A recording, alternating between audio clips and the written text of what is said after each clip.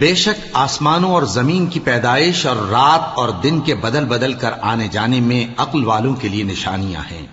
جو کھڑے اور بیٹھے اور لیٹے ہر حال میں اللہ کو یاد کرتے اور آسمان اور زمین کی پیدائش میں غور کرتے اور کہتے ہیں کہ اے پروردگار، تو نے اس کائنات کو بے فائدہ نہیں پیدا کیا، تو پاک ہے، تو قیامت کے دن ہمیں دوزخ کے عذاب سے بچائیو۔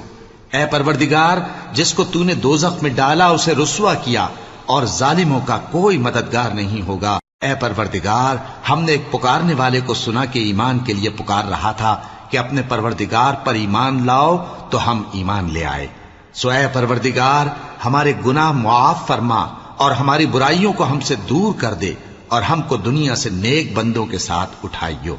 اے پروردگار، تو نے جن جن چیزوں کے ہم سے اپنے پیغمبروں کے واسطے سے وعدے کیے ہیں وہ ہمیں عطا فرما، اور قیامت کے دن ہمیں رسوا نہ